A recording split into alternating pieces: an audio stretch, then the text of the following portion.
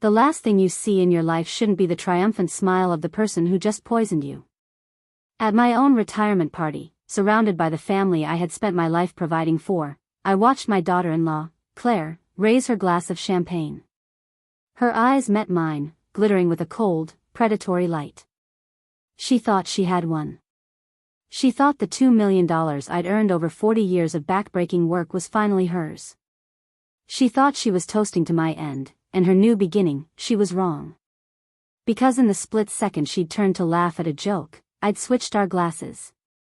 And the toast she was about to drink was her own. If you've ever felt underestimated, betrayed by those you should be able to trust the most, then you know that justice sometimes has to be served by your own hand. Stick with me, and I'll tell you how I traded my baker's apron for a matriarch's crown. And if my story resonates with you, do me a favor, hit that like button and subscribe. It helps more people find a voice when they feel like they're being silenced. Part 1, The Golden Cage. 40 years. For 40 years, my world smelled of yeast, caramelized sugar, and melting chocolate. It smelled like home. The Rolling Pin, my bakery, wasn't just a business, it was the brick-and-mortar proof of my existence. I'd built it with my late husband, Tom, from a dusty, forgotten storefront into the beating heart of our little town. Our son, Daniel, grew up in that bakery, his first crib a modified flour sack in the back room, his first steps taken on floors perpetually dusted with a fine white powder. Every line on my face, every ache in my knuckles, was earned in that building. I'd woken up at 3 in the morning, every morning, for 4 decades. I'd kneaded dough until my shoulders screamed, frosted cakes for birthdays and weddings until my vision blurred, and poured my soul into every single loaf of sourdough that left my shop. And I had loved it. It was a hard life, but it was mine. But 40 years is a long time. The 3 a.m. alarms were getting harder to answer. The 50-pound bags of flour felt heavier. Tom was gone, past 10 years now, and the silence in the bakery before the morning rush was a different kind of quiet. It was lonelier. So, when a national coffee chain made an offer, an incredible offer, I finally listened. $2 million. The number was dizzying, unreal. It was a lifetime of 3 a.m. mornings, crystallized into a single figure. It was security. It was peace. It was a small house near the coast, where the air smelled of salt instead of sugar, and the only rising I had to watch was the sun over the ocean. I said yes. My son, Daniel, was thrilled for me. Or at least, he said all the right things. You deserve it, Mom. God, you deserve to rest. He wrapped me in a hug that felt just like the ones he gave me when he was a little boy with flour on his nose. At 38, he was a handsome man, a successful architect with his father's easy smile and charming way. I saw so much of Tom in him, it sometimes made my heart ache. And then there was Claire, his wife. Claire was polished. That's the word I always came back to. Perfectly manicured, impeccably dressed, her home a sterile monument to beige and minimalist art. She was a wealth manager, a job that seemed to suit her perfectly. She managed things. People, situations, assets. From the moment Daniel brought her home, I felt less like a mother-in-law and more like a variable in an equation she was trying to solve. She didn't like the bakery. She'd wrinkle her nose at the fine layer of flour that coated everything, calling it quaint, in a tone that meant filthy. She'd watch me work, my hands dusty and chapped, with a kind of detached pity. I just don't see how you did this for so long, Martha, she'd say, sipping a latte she'd brought from a chain coffee shop, never touching the coffee I brewed myself. She saw my life's work not as a legacy, but as a provincial, messy little hobby that had somehow, inexplicably, become valuable. When I told them about the sale, her eyes lit up in a way Daniel's didn't. His held warmth and relief for me. Hers held calculation. 2 million, she'd repeated, her voice a soft, reverent whisper. She looked at me then, truly looked at me, for the first time in a long time. And I didn't like what I saw in her gaze. It was the look of someone recalculating a balance sheet. We have to celebrate, she announced a week later, her voice bright and brittle. A real retirement dinner.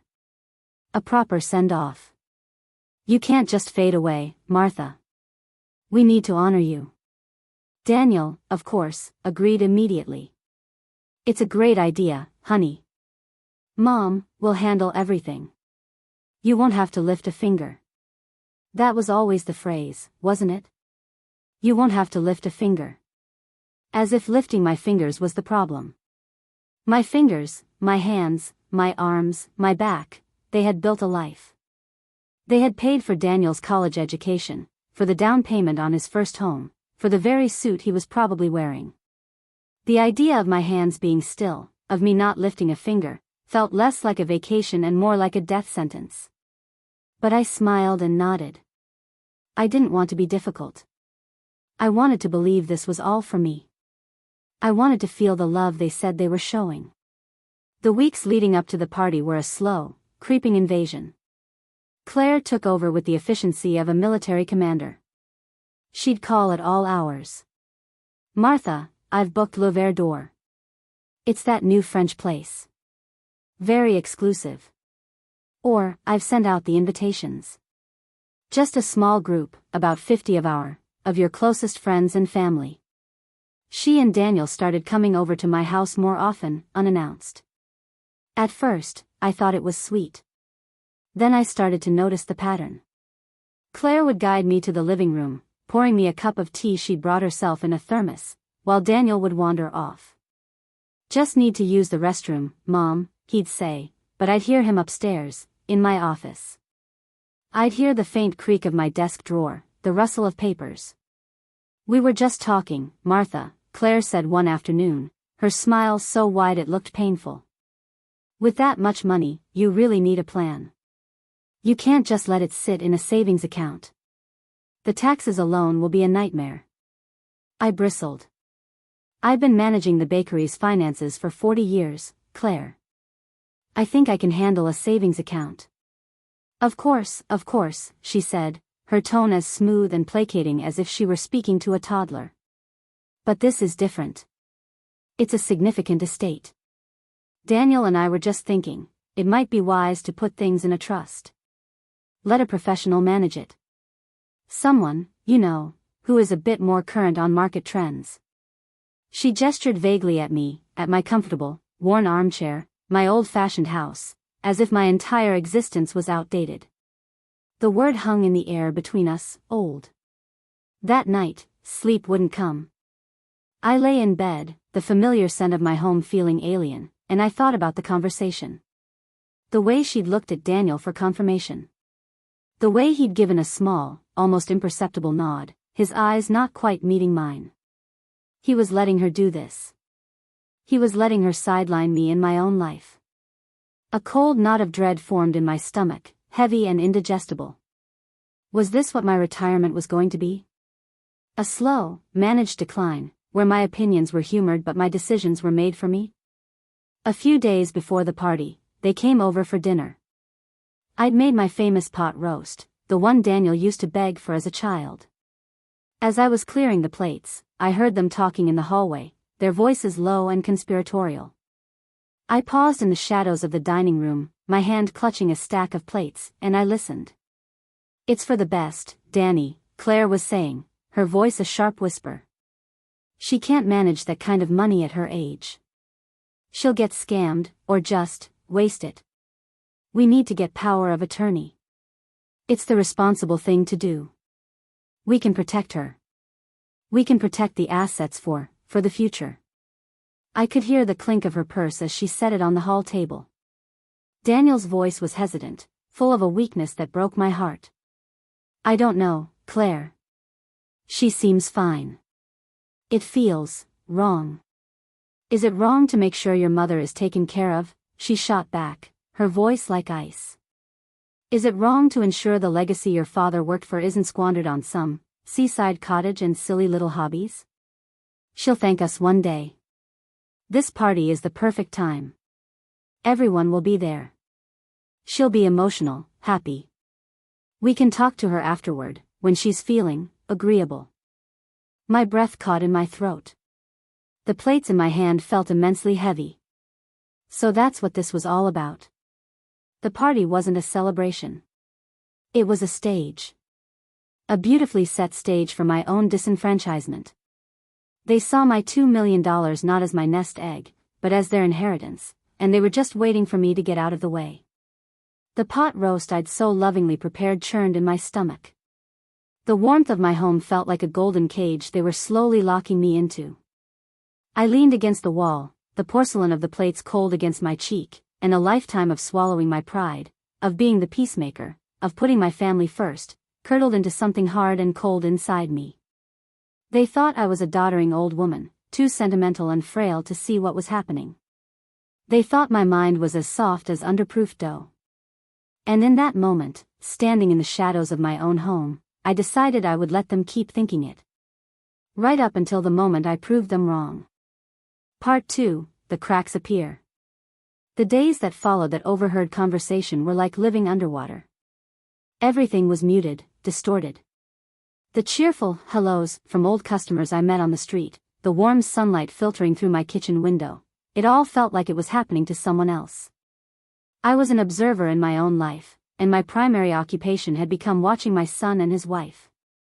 My baker's eye, the one trained to spot the slightest imperfection, a bubble in the icing, an uneven crumb in a loaf, was now turned on them. And the flaws I saw were horrifying. Claire became my shadow, her concern a suffocating blanket. She started calling every morning. Just checking in, Martha. Did you take your blood pressure medication? I had never once forgotten to take my medication in the 10 years since I'd been prescribed it. Daniel and I were thinking of stopping by later to help you sort through some of Tom's old things in the attic. It must be so overwhelming for you. It wasn't. I had sorted through them years ago. It was a campaign, I realized. A subtle, insidious war of 1,000 paper cuts, designed to make me feel incompetent, to make me doubt myself. And worse, to make others see me that way. When my old friend Margaret came over for coffee, Claire just happened to drop by. She'd steer the conversation. "Oh, Mom has been so forgetful lately," she'd say with a sad little smile, patting my hand. "We have to be so careful. The other day, she left the stove on." Can you imagine? I had not left the stove on. I could feel Margaret's gaze on me, a new flicker of pity and concern in her eyes. I wanted to scream, to deny it, but how do you fight a ghost? How do you argue against a lie wrapped in such loving concern? To object would make me seem defensive, confused, proving Claire's point. So I would just smile, a tight, brittle thing, and say, "Oh, Claire, you worry too much." But the seed was planted. Daniel was her willing, or perhaps just weak-willed, accomplice. He'd look at me with worried eyes, his brow furrowed. "Mom, Claire's just trying to help. We're worried about you being all alone here." One afternoon, I tried to talk to him. I waited until Claire was at a meeting, and I called him. "Daniel, honey, can we talk?" "Of course, Mom." "What's up?" I took a deep breath. "It's about Claire. And the money. I feel like she's trying to take control of my life." There was a pause on the other end of the line. Then, a weary sigh. "Mom, we've talked about this. She's a wealth manager. This is what she does. She's trying to protect you. You have to admit, $2 million is a lot to handle. It's not like managing the bakery's cash register." The condescension in his voice was a physical blow. The cash register. 40 years of payroll, taxes, inventory, profit and loss statements, all reduced to a simple cash register. "Daniel," I said, my voice shaking slightly. "I built a business from nothing. I put you through one of the best universities in the country. Please, don't talk to me like I'm a child who can't count." "I'm not," he said, his voice defensive now. "But you're retired. You're supposed to be relaxing, not worrying about stock portfolios and tax law. Let us handle the stressful stuff. Let us handle it." There it was again. The gentle, dismissive push. I was being retired not just from my job, but from my own life. I hung up the phone, my hand trembling. The son I had raised, the boy whose scraped knees I had bandaged and whose nightmares I had chased away, was now siding with the woman who saw me as an obstacle. The loneliness I'd felt after Tom died was nothing compared to this. This was an active, crushing isolation, happening right in front of me. The true turning point, the moment suspicion hardened into absolute certainty, came a week before the party. Claire called, her voice syrupy sweet. "Martha, I have a wonderful surprise." I was talking to a colleague of mine, Julian Croft. He's one of the top estate lawyers in the state. He's offered to take a look at your will, pro bono, just as a favor to me. To make sure everything is optimized. My blood ran cold. "My will is perfectly fine, Claire. Tom and I had it drawn up by a very good lawyer years ago." "Oh, I'm sure," she chirped. "But laws change. And with the sale of the business, your assets are completely different. It's just good housekeeping. Julian is dropping off some preliminary paperwork for you to look at. Just a standard draft. He'll be at the party, by the way. You can meet him then." The paperwork arrived the next day by courier. Thick, creamy paper in an expensive-looking folder. I sat at my kitchen table, the table where I'd helped Daniel with his homework and shared countless cups of coffee with Tom, and I read. Most of it was standard legal jargon. But then, I found it. A section titled Incapacity Clause. It was dense, full of complex sentences, but the meaning was brutally clear. In the event that I was deemed mentally or physically incapable of managing my own affairs, as determined by my primary physician and a secondary physician agreed upon by the trustees, full and irrevocable control of all my assets would pass to the co-trustees of the newly formed Martha Bellamy Family Trust. The co-trustees, of course, were Daniel Bellamy and Claire Bellamy. I read the clause again, and then a third time. The phrasing was a work of art, a masterpiece of predatory legal maneuvering. There was no clear definition of incapable. It could mean anything from dementia to a broken hip. And the secondary physician could be anyone they chose. They could have me declared incompetent over a common cold if they found the right doctor. I felt a wave of nausea. This was it. This was the end game. They weren't just planning to manage my money. They were planning to take it. All of it. All they needed was a doctor's signature. Or, for me to become incapacitated in some other way. The world tilted. Every act of a concern from the past few weeks replayed in my mind, but now they were drenched in a sinister light. The forgotten medication. The stove she claimed I'd left on. The constant suggestions that I was confused, overwhelmed, frail. It wasn't just gaslighting. It was evidence building. They were creating a narrative of my decline, a story they could tell a doctor, a judge, our friends. The stress began to take a physical toll. I stopped sleeping through the night. I'd wake up at 3 a.m., the old baker's hour, but instead of the comforting routine of my work, my mind would race with fear and anger. I lost my appetite. The food I'd spent my life perfecting tasted like ash in my mouth. My own home, my sanctuary, began to feel unsafe. Every creak of the floorboards at night sent a jolt of adrenaline through me. The night before the party, I was a wreck. I stood in front of my closet, trying to decide what to wear to my own execution. I felt a profound sense of dread, a heavy blanket of despair. I was trapped. If I confronted them, they'd twist it into another example of my paranoia and confusion. If I did nothing, I'd be walking into their trap. I walked numbly out of my bedroom and down the hall.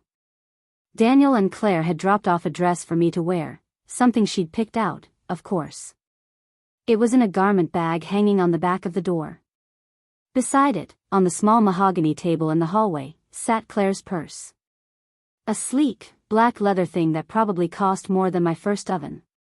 She had left it behind on her last check-in visit, saying she'd pick it up on the way to the restaurant tomorrow. I stared at it. A voice in my head, a desperate, cornered voice, urged me to look inside. To find proof. To find something, anything, to show Daniel, to make him believe me. But I couldn't. It felt like a violation too far, a step I wasn't ready to take. My pride, what was left of it, wouldn't let me. I turned away, my heart pounding with a mixture of fear and self-loathing. But as I turned, a glint of light caught my eye. It was from the side pocket of the purse, an open-topped mesh pocket designed for a phone or keys. And tucked deep inside, almost completely hidden, was a small glass vial. It was no bigger than my thumb, sealed with a rubber stopper. It was the kind of thing you might see in a laboratory or a pharmacy. It reflected the soft light from the hallway lamp, a tiny, malevolent star. My blood didn't just run cold. It froze solid in my veins. It wasn't a pill bottle. It wasn't perfume. It was something else. Something meant to be hidden. Something meant to be administered quietly.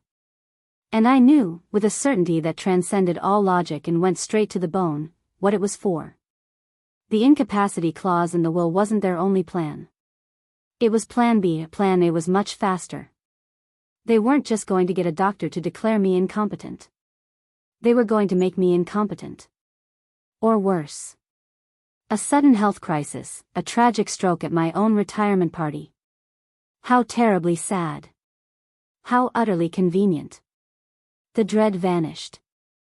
The despair evaporated. And in its place, something new and terrible and diamond-hard began to form in my chest. Fear was a luxury I could no longer afford. Part 3, The Baker's Precision. The morning of the party, I woke up before my alarm. For the first time in weeks, my mind was silent. The frantic, terrified chatter was gone, replaced by a profound and unnerving calm. It was the same state of mind I used to enter during the Christmas rush, when I had 150 fruitcake orders and a line of customers stretching out the door. It was a state of pure, unadulterated focus. Panic was inefficient. Fear was a distraction. What mattered was the task at hand. I got out of bed and went to the kitchen. I didn't make coffee. I didn't want the caffeine jitters. I wanted my hands to be steady. I measured out flour, sugar, butter, and eggs. I began to make a simple pound cake, my movements fluid and automatic. The familiar motions, the weighing and sifting, the creaming of the butter and sugar, grounded me. Baking is a science. It's about chemistry, precision, and timing. You learn to trust your instincts, but you also respect the process. You understand that small actions have big consequences. Too much baking soda, and the cake is bitter. Too little, and it's a dense brick. Everything in its right measure. Everything at the right time. As I worked, I thought about the vial in Claire's purse. I imagined the liquid inside. Tasteless, odorless, fast-acting. Something that would mimic a stroke or a heart attack. Something that would leave me either dead or incapacitated, paving the way for the clause in that will to be activated. The sheer audacity of it was breathtaking. To do it publicly, at a party in my honor, surrounded by my friends. It was a performance. The grieving daughter-in-law, the distraught son. They would be beyond suspicion. My plan, if you could call it that, began to form not as a grand, intricate scheme, but as a simple, reactive principle. Like proofing yeast. You create the right environment, you watch, and you wait. You don't force it. You let the natural reaction occur. My job tonight wasn't to set a trap. It was to be ready when she sprang hers. I showered and did my hair. I looked at myself in the mirror. The lines around my eyes seemed deeper, the silver in my hair more pronounced. Claire and Daniel saw weakness in this reflection. They saw a woman past her prime, a liability to be managed. They had forgotten who I was. I was a woman who had stood on her feet for 16 hours a day, who had negotiated with tough-as-nails suppliers, who had stared down bank loan officers, and who had buried the love of her life and still opened her shop for business the next day. I was not a fragile flower. I was a goddamn oak tree. I put on the dress Claire had bought for me. It was a tasteful, elegant sheath of deep blue silk. It was also a size too big, a subtle, final insult, as if to say, "See how you've wasted away." I cinched it with a belt of my own. I looked not frail, but formidable. When they arrived to pick me up, Claire's purse was no longer on the hall table. It was clutched in her hand. "Martha. You look lovely," she said, her eyes quickly scanning my appearance. Her smile was tight. Perhaps she had expected me to look more distraught, more beaten down. "You ready for your big night, Mom?" Daniel asked, kissing my cheek. His eyes were full of a sort of pained affection. He was a good boy, I thought, with a terrible, gnawing sadness. Just a weak one. And weakness, in the face of true malice, was a kind of evil all its own. The restaurant, Le Verre d'Or, was just as pretentious as I'd imagined. All gold lighting, hushed whispers, and waiters who moved like ghosts. It felt like a mausoleum. Our table was in a private room at the back, overlooking a manicured garden. It was beautiful, and it was a cage. I played my part. I smiled.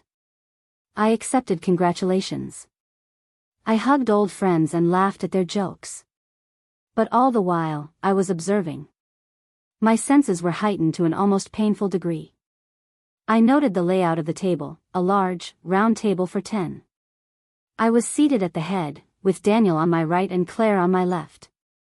I noted the attentiveness of our waiter, a young man who seemed both nervous and eager to please. I noted the way Claire kept her purse in her lap, her hand resting on it protectively. She was nervous. Her usual icy composure had a hairline crack in it. Her fingers drummed silently on her thigh. She drank her water too quickly.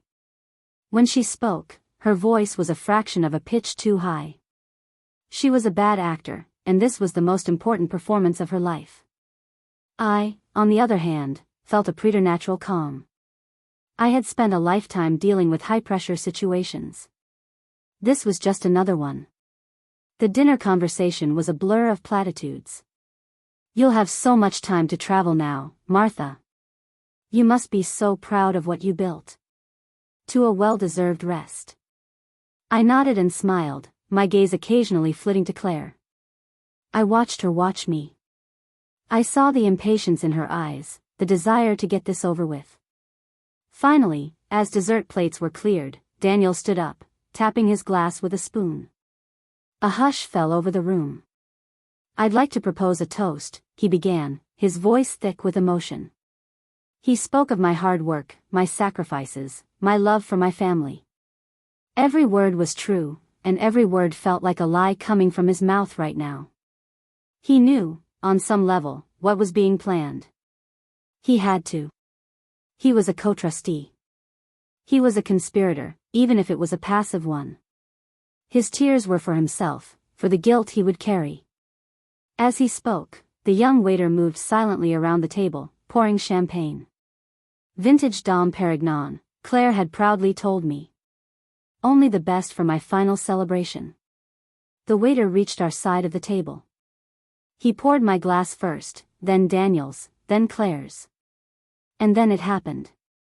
Claire, under the cover of reaching for her napkin, opened her purse in her lap. My eyes, so accustomed to tracking the tiny, swift movements of decorating a cake with intricate piping, caught the motion instantly. Her fingers, nimble and quick, slipped inside. When they emerged, the tiny glass vial was palmed between them. The whole world seemed to slow down. I could hear the fizz of the bubbles in my glass, the soft scrape of a chair from across the room, the beating of my own heart, steady and strong. Daniel was still talking, oblivious. A woman of incredible strength, a mother who gave me everything. Claire leaned forward slightly, as if to better hear her husband, a fond smile on her face. Her hand, the one holding the vial, drifted casually over the table. It was a masterful piece of misdirection. All eyes were on Daniel. Except for mine. Her hand hovered over my glass for a barest fraction of a second. A quick, practiced tilt of her wrist. 2, maybe 3, clear, viscous drops fell silently into the champagne. They dissolved instantly, leaving no trace. No one saw. The light was dim, the angle was perfect. But I saw it all. The cold, hard certainty that had been growing inside me settled into a block of pure, glacial ice. This was real. It was happening. Claire pulled her hand back, placing it demurely in her lap, her face a perfect mask of wifely adoration. Daniel was winding down his speech.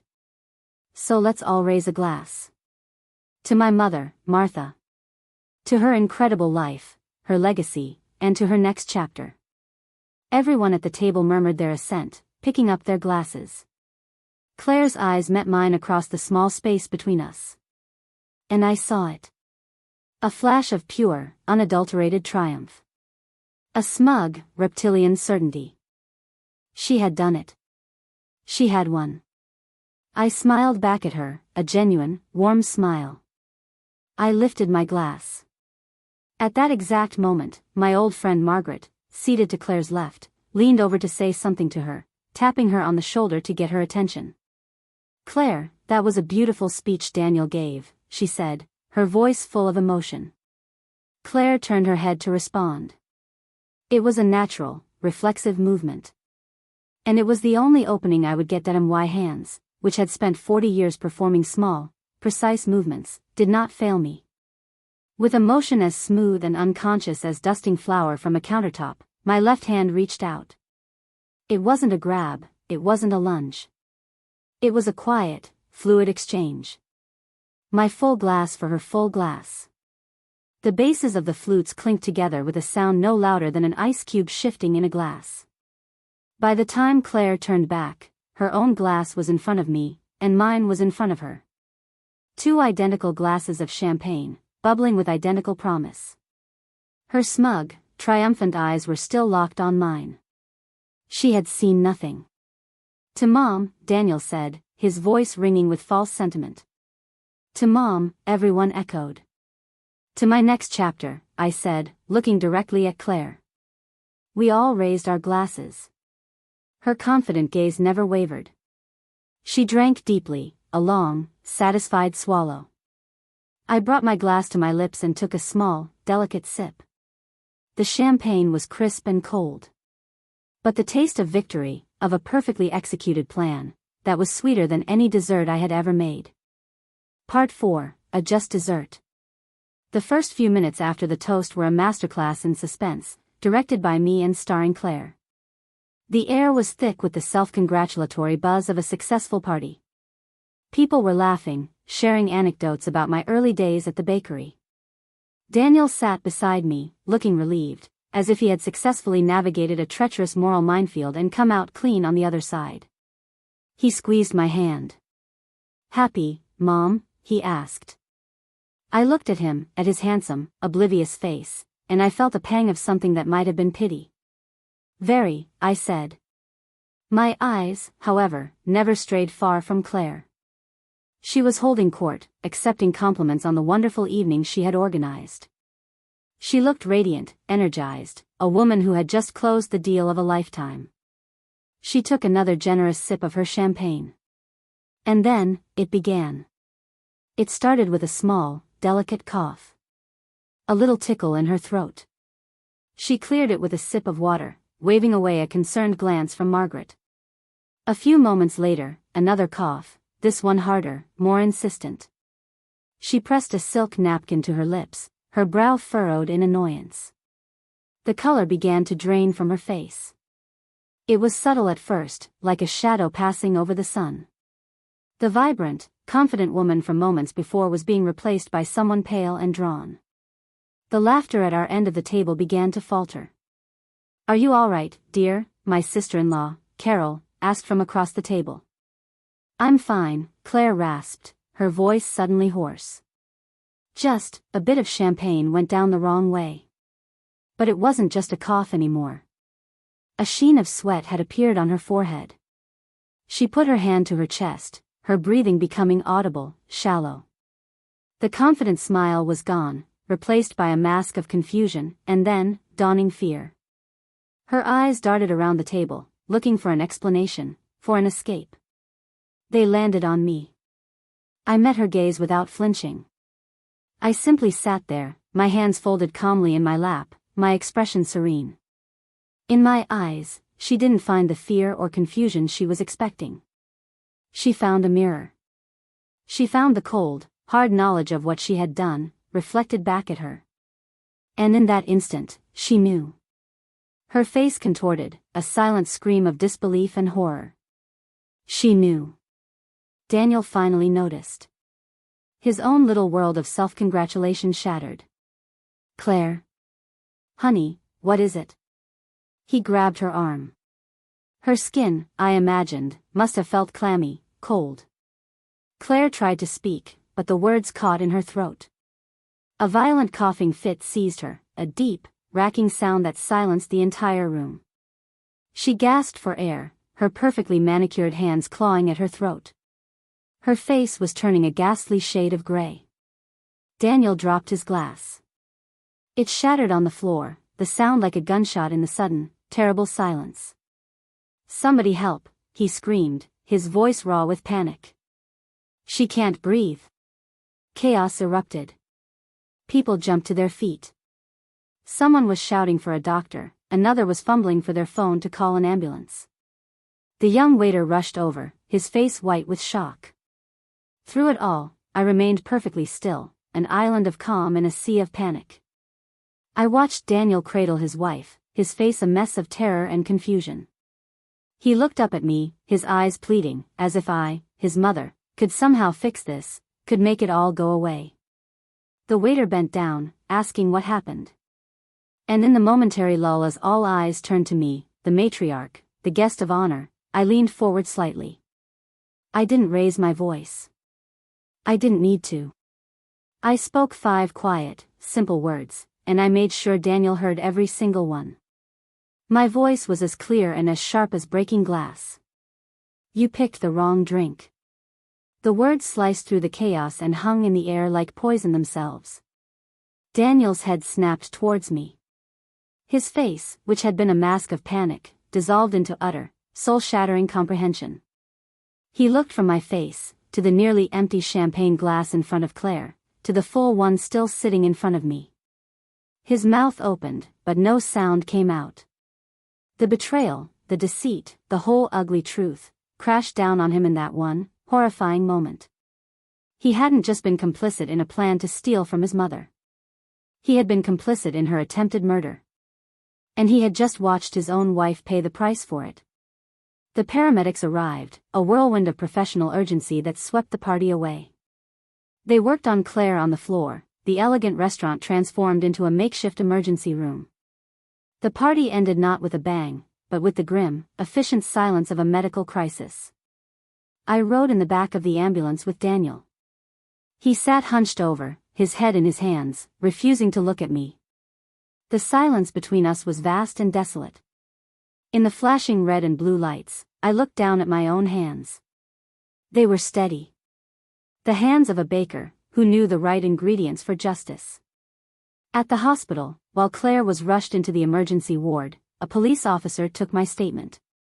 I was calm, collected, the picture of a shocked but resilient elderly woman. It was all so fast, I said, my voice trembling ever so slightly for effect. We were having a toast. My daughter-in-law, Claire, she organized everything. She seemed a little flustered, perhaps. Distracted. There was a moment of confusion with the glasses. I think she may have picked up my glass by mistake. I let a tear roll down my cheek. She has allergies, you know. Terrible ones. Perhaps she had some medicine she was taking. I left the suggestion hanging in the air, a seed of possibility for them to cultivate. An unfortunate accident. A tragic mistake. Later, Daniel finally confronted me in the sterile, fluorescent-lit waiting room. His face was ravaged, his eyes red-rimmed and full of a terrible, broken knowledge. You knew, he whispered, his voice cracking.